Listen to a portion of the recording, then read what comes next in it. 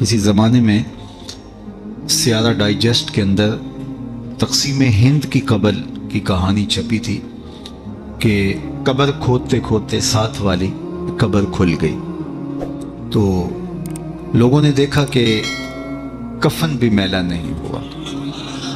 شوق اور جستجو کی چنگاریاں مزید روشن ہوئیں اور ایک اینٹ گری تھی تو دوسری اینٹ خود نکال دی، تو دیکھا کہ اندر تازہ گلاب کھلے ہوئے ہیں۔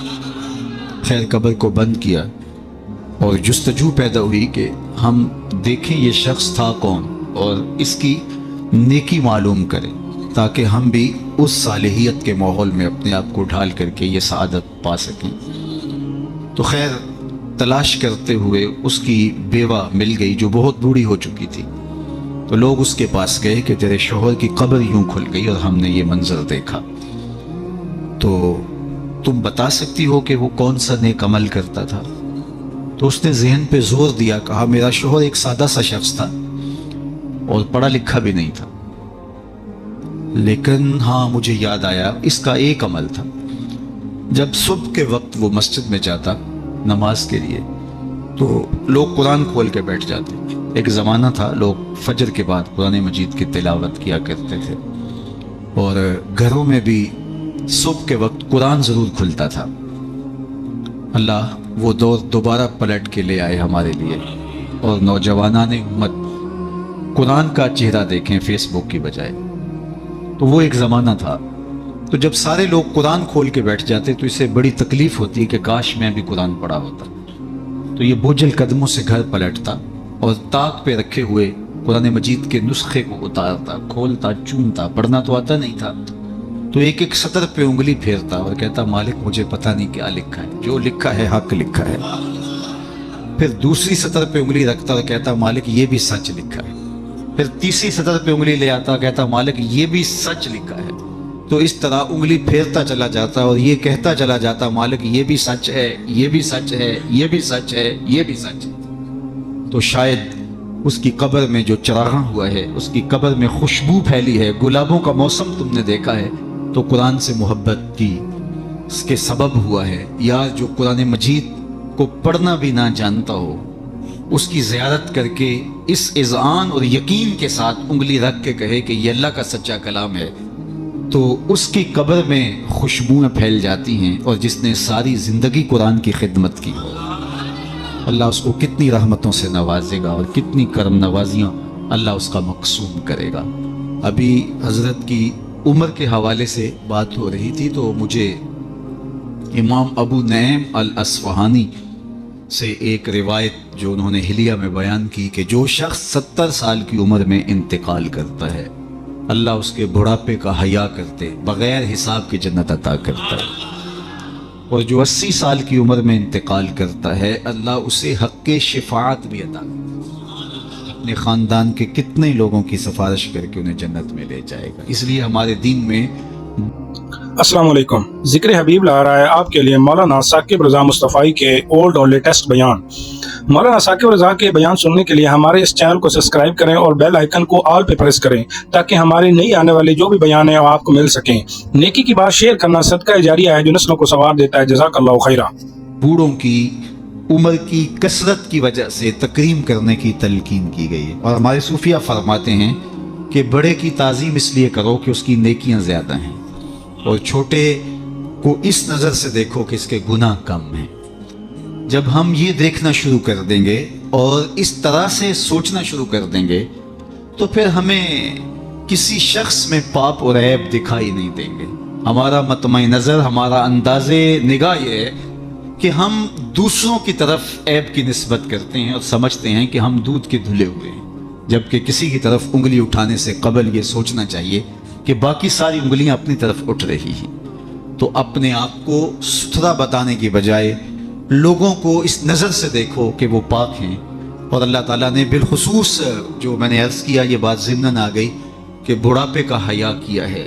حضرت بایزید بستامی کی 72 سال کی عمر میں ان کا وصال ہوا، تو جب قبر میں گئے تو بعد میں کسی کو خواب میں ملے تو اس نے کہا کہ سناؤ کیا ماجرا ہوا؟ کہا میرے مالک نے مجھے جب حاضر ہوا تو کہا اے بوڑھے بتا میرے پاس کیا لے کر آیا ہے؟ تو میں نے کہا مالک بادشاہوں کی چوکھٹ پہ جب فقیر آئیں تو شہنشاہ یہ تو نہیں پوچھا کرتے کیا لے کر آئے ہو، فقیروں کو تو یہی پوچھا جاتا ہے کیا لینے آئے ہو، میں تیری رحمت کا سوالی بن کے آیا ہوں۔ اللہ نے بغیر حساب کے میری مغفرت میری بخشش فرما دی۔ اور جنہوں نے اپنی زندگیاں راہ دین پہ گزاری، حضرت سیدنا عمر رضی اللہ تعالیٰ عنہ فرماتے ہیں کہ آقا کریم علیہ السلام نے ارشاد فرمایا کہ جس شخص کے مرنے کے بعد 4 لوگوں نے اس کی اچھائی کی گواہی دے دی وہ جنتی ہے۔ 4 لوگوں نے کہا یہ بہت اچھا شخص تھا۔ تو حضرت عمر کہتے ہیں میں نے عرض کی یا رسول اللہ صلی اللہ علیہ وسلم اگر کسی کے پاس 4 گواہ نہ ہوں 3 گواہ ہوں، تو آقا کریم نے فرمایا وہ بھی جنتی ہے۔ حضرت عمر فرماتے ہیں کہ میں نے عرض کی یا رسول اللہ صلی اللہ علیہ وسلم اگر کسی کے پاس 3 گواہ بھی نہ ہو 2 گواہ ہوں، تو آقا کریم نے اس کے لیے بھی یہی بشارت دی۔ حضرت عمر فرمایا کرتے تھے ایک کے بارے میں نے پوچھا نہیں، حضور نے بتایا نہیں، تو جس کو 2 گواہ بھی مل گئے اچھائی کے کہ وہ صالح تھا وہ نیک تھا، تو اس کے لیے جنت کے در کشادہ ہیں۔ اور جس کی نیکی کی، جس کے تقوی کی، جس کی خدمت قرآن کی زمانہ گواہی دے، تو بتاؤ اللہ کتنی ناز برداریاں کرے گا۔ جانا تو سب نہیں ہے، یہاں کسی نے بیٹھ نہیں رہنا، 100 سال بھی جئیں گے تو یہاں سے رخصت ہونا پڑے گا۔ کج کلاہوں نے بھی، شہنشاہوں نے بھی یہاں سے رخصت ہونا ہے، جن کا طوطی بولتا ہے، جن کے نقارے بجتے ہیں، وہ بھی یہاں نہیں بیٹھ رہے گے۔ موت ہے ہنگامہ آرا کلزم خاموش میں، ڈوب جاتے ہیں سفینے موج کی آغوش میں۔ یہاں بڑے بڑے پہلوان، بڑے بڑے کج کلا اور شہنشاہ باقی نہ رہے۔ کسی نے دیکھا مقدونیہ میں ایک بوڑھی عورت ایک قبر پہ بیٹھی ہے، تو کہا کہ یہاں کیا کر رہی ہو؟ کہا یہاں میرا بیٹا سکندر دفن ہے۔ اس نے کہا کہ بڑھیا یہاں کئی سکندر آئے اور چلے گئے، تو یہ دنیا یہاں کسی نے نہیں بیٹھ رہے، سب نے چلے جانا ہے، لیکن جانے کے انداز بھی نرالے ہوتے ہیں۔ ایک وہ ہوتے ہیں کہ جب جاتے ہیں تو لوگ کہتے ہیں خس کم جہاں پاک جان چھوٹی، اور بہت بات لوگ کریں گے اور مروتاً کچھ کہیں گے بھی، تو بعض کہتے ہیں جی ساڑھے نال تے چنگائی تھی، مطلب کیا ہے کہ وہ اچھا آدمی نہیں تھا، سر میرے ساتھ اس نے زیادتی نہیں کی، ہمارے ساتھ تو اچھا ہی تھا۔ تو وہ کیسا شخص ہے کہ جس کے بارے میں اچھائی کے لفظ بولنے کے لیے بھی لفظوں کو تراشنا پڑے کہ لوگ کہیں کہ یہ غلط بیانی کر رہا ہے، اور وہ کتنا خوش نصیب ہے کہ جس کی تعریف کرتے ہوئے بے جھجک لفظ بولنے سے جو ہے وہ انسان شرمندگی محسوس نہ کرے کہ اس کی زندگی اس طہارت میں، اس پاکیزگی میں، اس عفت میں بسر ہوئی کہ اس نے ساری زندگی راہ خدا میں زندگی گزاری۔ تو جاتے سبھی ہیں، لیکن کسی کا جانا سرخروئی کا جانا ہوتا ہے۔ موت کسی کے لیے بھیانک خواب ہوتا ہے، اور کسی کے لیے یہ خوشگوار اور خوبصورت انداز ہوتا ہے، وصل حبیب کا ذریعہ ہوتا ہے۔ حضرت بلال حبشی رضی اللہ تعالی عنہ کا جب وقت آخر آتا ہے تو آپ کی زوجہ آپ کے سرہانے بیٹھی تھی، جو ہی سانس ٹوٹنے لگی تو اس نے کہا واہ حسرتا ہو، ہائے افسوس میرا شوہر مجھ سے جدا ہو رہا ہے۔ تو حضرت بلال حبشی نے پلٹ کے دیکھا اور اپنی زوجہ سے کہا یہ تم کیا بول رہی ہو؟ کہا ہاں آپ مجھ سے جدا ہو رہے ہیں۔ فرمایا یہ حسرت برے لمحے نہیں ہے، یہ دکھ کی کہانی نہیں ہے، بلکہ میں تو اپنے آقا محمد عربی سے ملنے جا رہا ہوں۔ تو یہ وصل محبوب کا ذریعہ ہے۔ حضرت یعقوب علیہ السلام، حضرت ابراہیم علیہ السلام کے پاس جب ملک الموت آئے اللہ کی طرف سے پیغام لے کر کے، تو انہوں نے کہا کہ میں قبض روح کے لیے آیا ہوں۔ حضرت خلیل نے کہا کہ عجیب بات ہے، میرا رب مجھے اپنا خلیل بھی کہتا ہے۔ خلیل کہتے ہیں گوڑے یار کو، تو میرا رب مجھے اپنا خلیل بھی قرار دیتا ہے، اور کیا کوئی یار بھی یار کی موت چاہتا ہے؟ اور تمہیں قبض روح کے لیے بھیجا؟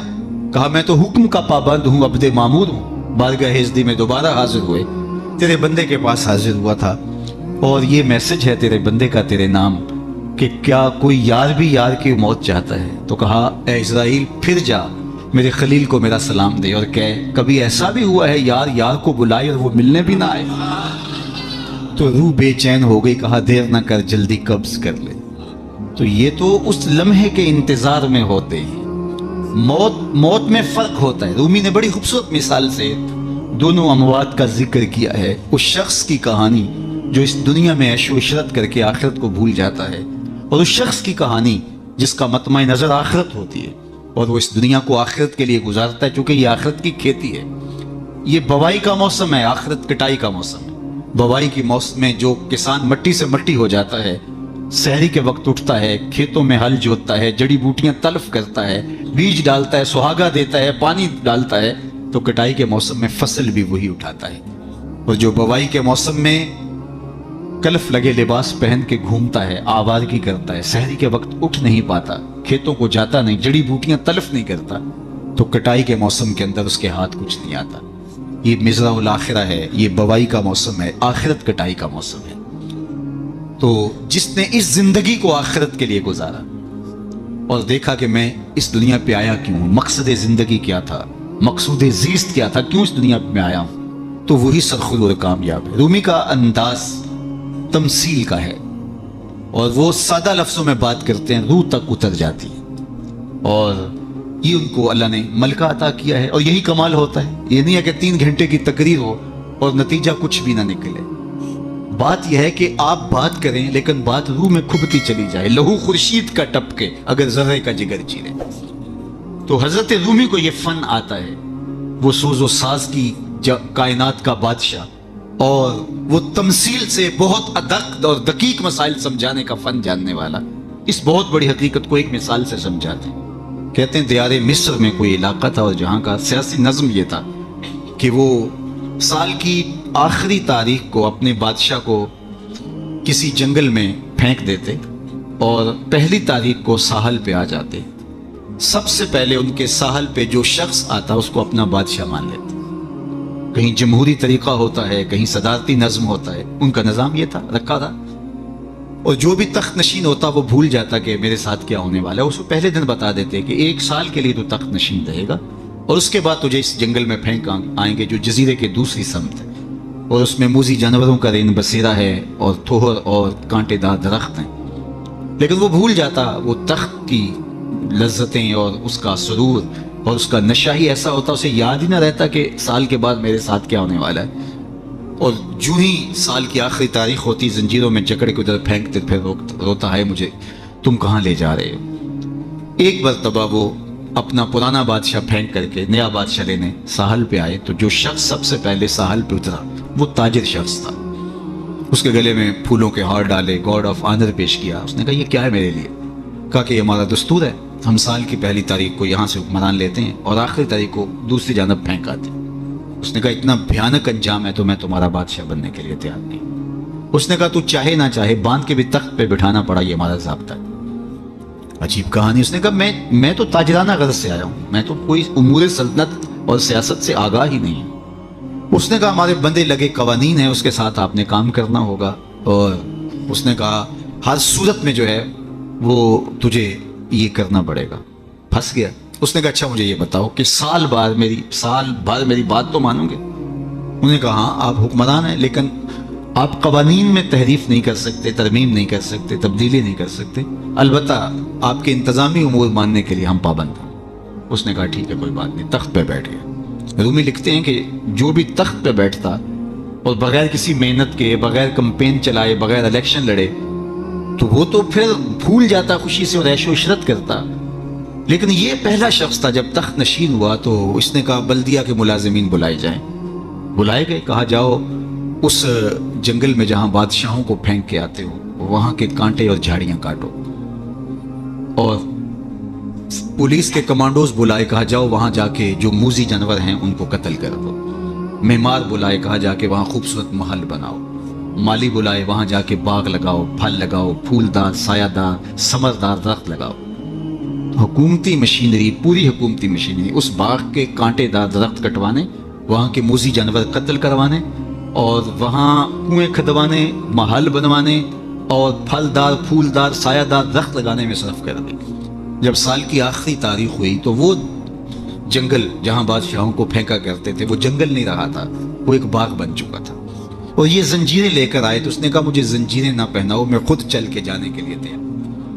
اس لیے اس تخت پر بیٹھ کر کے وہ اپنے لشکر بھیج کے وہاں کے کانٹے، وہاں کے تھوہر، وہاں کے موذی جانور، وہاں کے خطرناک جانور جن کا وہاں رین بسیرا تھا ان کو کاٹتا رہا، قتل کرواتا رہا۔ تو اس نے کہا کہ میں خود چل کے جانے کے لیے تیار ہوں۔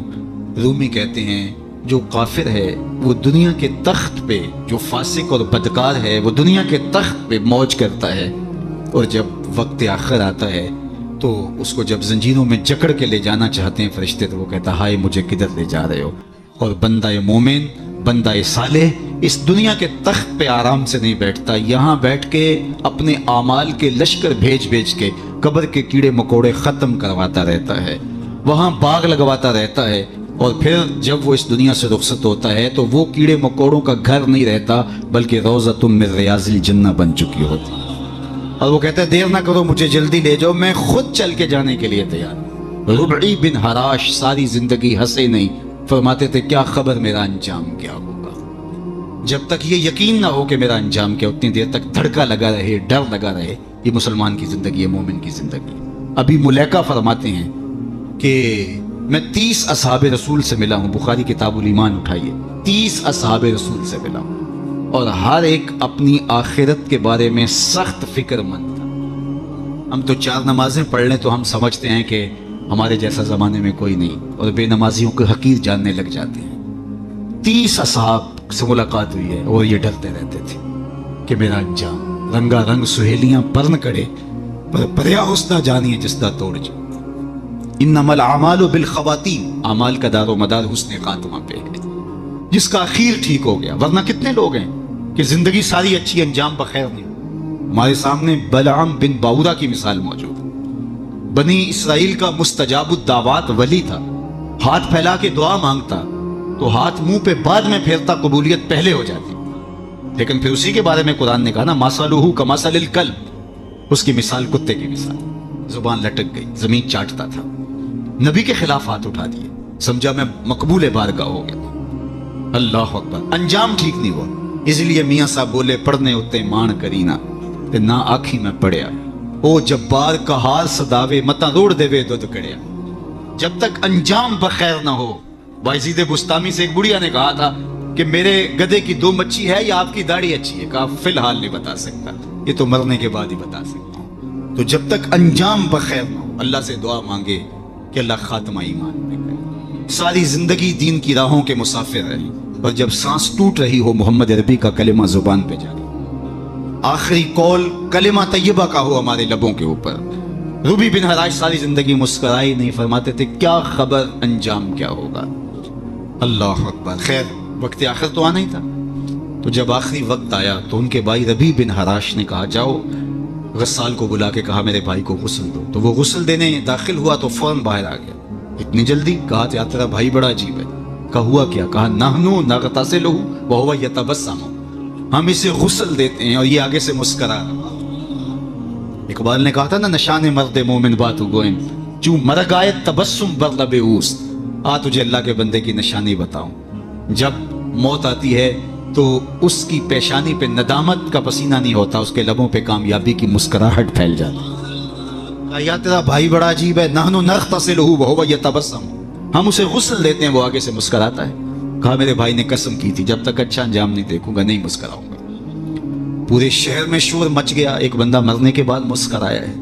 بعض لوگ تو بہت خوش ہوئے، بعض نے کہا یہ گھڑی ہوئی کہانیاں ہیں، یہ مریدین کا اعتقاد ہے، ان کا حسن اعتقاد ہے، کیسے ہو سکتا ہے مرنے کے بعد مسکرائے۔ ایک بہت بڑا ہجوم جمع ہو گیا حضرت کی زیارت کے لیے، بعض لوگ تیکھے سوال لیے، بعض محض تماشائی، بعض سیدھا سیدھا انکار کر رہے ہیں، پورا بسرا امڈ آیا۔ اتنے میں انہیں غسل دے کے چارپائی پہ ڈال کے کفن بھی ڈال دیا گیا تھا۔ جب لوگ گھر میں داخل ہوئے تو قبل اس سے کہ وہ سوال کرتے، امام ابو نعیم نے حلیہ میں لکھا، قاضی ایاز مالکی اندلسی نے الشفا کے اندر لکھا، اور اس کو امام سہیلی نے روض الانف میں لکھا، اور بھی بہت سارے لوگوں نے لکھا۔ جب لوگ داخل ہوئے اور تیکھے تیکھے سوال تھے کہ یہ پوچھیں گے، یہ بات کریں گے، کیسے مسکرائے، سچ ہے، غلط ہے، جھوٹ ہے، اور یہ چارپائی پہ ڈالے جا چکے تھے، کفن اڑا دیا گیا تھا۔ جب لوگ داخل ہوئے تو انہوں نے کفن ہٹایا، ہاتھ باہر نکالا اور لوگوں سے مخاطبت کرتے ہوئے کہا السلام علیکم۔ لوگ حیرت میں ڈوب گئے، وعلیکم السلام اتتکلم بعد الموت، عجیب بات ہے مرنے کے بعد باتیں کر رہے ہو؟ قال نعم اتکلم بعد الموت، ہاں ہاں مرنے کے بعد باتیں کر رہا ہوں۔ عرش فرشتے بانگا ملیاں تے مکے پہ گیا شور، بلے شاہ سا مرنا نہ ہی تے گور پہ کوئی ہور، فَلَنُحْيِيَنَّهُ حَيَاتًا طَيِّبَةً۔ اور اقبال کہتا ہے فطرت ہستی شہید آرزو رہتی نہ ہو، خوب تر پیکر کی اس کو جستجو رہتی نہ ہو، موت کو سمجھا ہے غافل اختتام زندگی، یہ ہے شام زندگی صبح دوام زندگی۔ فَلَنُحْيِيَنَّهُ حَيَاتًا طَيِّبَةً کا روپ ظاہر ہوا، ہاں ہاں مرنے کے بعد باتیں کر رہا ہوں۔ لوگوں نے کہا بتاتے رب نے تیرے ساتھ سلوک کیا کیا؟ تو ربی بن حراج جو فوت ہو گئے وہ بول کے کہہ رہے استقبلنی ربی غیر غضبان واستقبلنی بروح و ریحان۔ اس کے قدرت والے چہرے پہ کوئی غصہ نہیں تھا، اس نے روح و ریحان کے پھول میرے گلے میں ڈالے۔ لوگوں نے باتیں پوچھنا شروع کر دی، شکر ہے کوئی مرنے والا بول پڑا، کوئی ادھر کی بات کر رہا ہے ادھر کی بات پوچھ رہا ہے۔ جب سلسلہ کلام طول پکڑنے لگا تو ربی بن حراش لکھتے ہیں، ربی بن حراش کہتے ہیں کہ اجلوا بی ولا تؤخروا بی لان ابا القاسم ينتظر علی الصلاۃ، دیر نہ کرو مجھے جلدی قبرستان میں لے جاؤ، تم مجھے باتوں میں لگا رہے ہو، امام الانبیاء میرے جنازے کا انتظار کر۔ اگر اپنی زندگی اس کی رضا کے مطابق گزارے گا تو تمہارا وہاں انتظار ہے۔ مرنے کا فرق ہے، ہر کوئی مرتا ہے، لیکن یہ مرنا جو یاد الہی میں اپنے آپ کو ڈبو دے، اور مرنے سے قبل جو مر جائے، موتو قبل ان تموتو، صوفیہ تو یہی کہتے ہیں نا کہ مرنے سے قبل مر جاؤ۔ تو جب مرنے سے ہی قبل مر جائے تو الجبرے کا قاعدہ ہے نا کہ نفی جب نفی سے ضرب کھاتی ہے تو جمع کی صورت میں جواب آتا ہے۔ تو جو پہلے ہی مرا ہوا تھا، اپنے آپ کو، اپنے نفس کو اس نے مار دیا، اپنی خواہشات کو ترک کر دیا، تو وہ موتو قبل ان تموتو کے زمرے میں تھا، تو پھر موت کو موت آئی تو نفی سے ٹکرائی تو حیات بن گئی، حیات طیبہ کی صورت بن کے سامنے آئی اور ابھری۔ اس لیے اللہ والے قبروں میں جا کر بھی جو ہے وہ ایک حیات طیبہ اور ایک زندگی، پاکیزہ زندگی کا نور پاتے ہیں، اور اللہ تعالیٰ ان کے ذریعے سے لوگوں کی فیض رسانی کا سامان کرتا ہے، ورنہ دنیا کے اوپر آ کے چلے گئے، آج ان کا نام و نشان بھی نہیں ہے۔ جن کے طوطی بولتے تھے، نقارے بجتے تھے، آل ساسان 3150 سال ایران پہ حکومت کرتے رہے، آج آل ساسان کا دنیا نام بھی نہیں جانتی۔ مشتاق نے کہا تھا مٹ گیا مشتاق دل سے رنگے یاد رفتگاں، پھول مہنگے ہو گئے قبریں پرانی ہو گئی۔ قبروں کے نشان بھی یاد نہیں ہوتے۔ پوتے کو لے کر کے دادا جاتا ہے، تمہارے پردادا کی یہاں کر کے کہیں قبر ہوتی تھی، اور قبر بارش کے آثار مٹا چکے ہوتے ہیں، وہ ڈھونڈتا پھرتا ہے قبر کہاں تھی، نشان بھی باقی نہیں رہتے۔ لیکن جنہوں نے اپنی زندگیاں اللہ کے نام پہ گزاری ہوتی ہیں، دیکھیے ہزار سال بیت گئے، آج بھی ان کی قبر پہ چراغ، کیسی رونقیں اور کیسی تازگیاں اور کیسی فرحتیں۔ آپ لاہور جاتے ہیں نا تو راوی کے اس پار جہانگیر کا مقبرہ ہے، وہاں دن کو جائیں یا شام کو آپ کو حسرتیں برستی دکھائی دیں۔ اب ایک پارک بن گیا جس کے دم سے تھوڑی سی رونق ہے، لیکن احاطہ مزار پہ اگر آپ جائیں تو وہاں آپ کو قرآن پڑھنے والے لوگ موجود نہیں ملیں گے، تاش کھیلنے والی ٹولیاں بیٹھی نظر آئیں گی، وہاں آپ کو تازہ گلاب نہیں ملیں گے، وہاں آپ کو جانوروں کی بینٹیں پڑی ہوئی نظر آئیں گی۔ وہ مطلق العنان حکمران بر صغیر پاک و ہند کا آج حسرت نے برس، بالکل اس کے ساتھ ملکہ نور جہاں کا مقبرہ ہے۔ جب بادشاہ تخت پہ بیٹھتا تھا تو ملکہ پیچھے بیٹھتی تھی، اور بادشاہ کا فیصلہ اسے کوئی پسند نہیں ہوتا تو پیچھے سے کمر ٹھونکتی، بادشاہ فیصلہ تبدیل کر دیتا۔ جس کے اشارہ ابرو پر ہندوستان کی تقدیر کے فیصلے لکھے تھے، نیچے اندھیرے میں اس کی بھی قبر ہے، اور ان کی اپنی بیٹی زیب النساء کا شعر لوح مزار پہ کندہ ہے، بر مزار ماں غریباں نئے چراغے نئے گلے، نئے پرے پروانہ سوزت نئے صدائے بلبلے۔ ہم غریبوں کی قبر پہ نہ کوئی چراغ جلانے آئے گا نہ کوئی پھول ڈالنے، آج غریب بنے ہیں۔ جو بر صغیر کی پوری راجدھانی کے مالک تھے آج غریب بنے۔ بر مزار ماں غریباں، یہ شہزادی کا شعر ہے، بر مزار ماں غریباں نئے چراغے نئے گلے، نئے پرے پروانہ سوزت نئے صدائے بلبلے۔ نہ بلبل گیت گانے آتا ہے اور نہ پروانہ پر جلانے آتا ہے۔ یہ میں بادشاہوں کی کہانی سنا رہا ہوں، یہ راوی کے اس پار کی کہانی ہے۔ اب راوی کا پل پار کر جائیں، ایک لوح مزار ادھر بھی ہے، یہاں تو لکھا ہے بر مزار ماں غریباں نئے چراغے نئے گلے، اور وہاں لکھا ہے گنج بخشے فیض عالم مظہر نور خدا، نا کساں را پیر کامل کاملاں را رہنما۔ اب میں نے اور آپ نے دیکھنا ہے ہم کس زمرے میں آنا ہے، کن کے ساتھ جڑنا ہے، کن سے وابستگی اختیار کرنی ہے، کس دائرے میں آنا ہے۔ سلطنت روم کا شہنشاہ، اس دور کی سپر طاقت۔ لیکن اگر میں آپ سے پوچھوں جس زمانے میں میرے حضور آئے تھے اس زمانے کے خاقان کا نام کیا ہے، تو آپ میں سے کوئی بتا سکتا ہے؟ میں علماء کو چھوڑتا ہوں، تاریخ کا گہرا مطالعہ کسی کا ہو تو الگ بات ہے، لیکن اگر پوچھوں جس دور میں میرے حضور آئے اس دور کے خاقان کا نام کیا تھا، شاید کوئی نہ بتا سکتا۔ اچھا میں پوچھتا ہوں اس دور کے کیسر کا نام کیا تھا؟ اس دور کا ٹرمپ تو وہی تھا نا، لیکن آج اس کا نام کوئی بھی نہیں جانتا۔ چلو میں پوچھتا ہوں اس دور کے کسرا کا نام کیا تھا؟ سوائے تاریخ کے طالب علموں کے کوئی نہیں بتا سکے گا۔ چلو میں یہ پوچھتا ہوں، اور اس مجلس میں موجود سب سے کم عمر بچے سے پوچھتا ہوں، کہ جس زمانے میں میرے حضور آئے میرے حضور کے مؤذن کا نام کیا؟ تو وہ سر اٹھا کے بلال حبشی کا نام لے گا؟ یار اس دور کی سپر طاقت کے مطلق العنان حکمران کا نام تو زمانے کو یاد نہیں، کیسر کا نام، کسرا کا نام، خاقان کا نام زمانے کو یاد نہیں ہے، لیکن بلال حبشی کا نام آج بھی سینوں پہ لکھا ہے۔ تو اقبال تڑپ کے بولا، اقبال یہ کس کے عشق کا فیضام ہے، رومی فنا ہوا حبشی کو دوا۔ شہنشاہ روم کا نام بھی زمانے کو یاد نہیں، رومی فنا ہوا حبشی کو دوام ہے، تو دوام محمد عربی کے قدموں میں ہے۔ سارا نور اسی چوکھٹ پہ ہے، سارے اجالے اور ساری روشنیاں حضور علیہ السلام کے قدموں سے پھوٹتی ہیں۔ تو جب سارا نور ملتا ہی یہاں سے ہے، سارے اجالے اسی دہلیز سے خیرات کی صورت میں میسر آتے ہیں، تو وہ اپنی ساری زندگی حضور کے نام پہ لگے۔ اقبال کے سارے کلام کا رس نچوڑیں تو جو خلاصہ نکلتا ہے وہ یہ ہے، بمصطفیٰ برساں خیش را کے دی اماؤست، اگر بہو نہ رسیدی تمام بولا بیست۔ اگر اپنے آپ کو کھینچ کے تو حضور کے قدموں تک لے گیا تو زندگی کا سارا جمال تجھے نصیب۔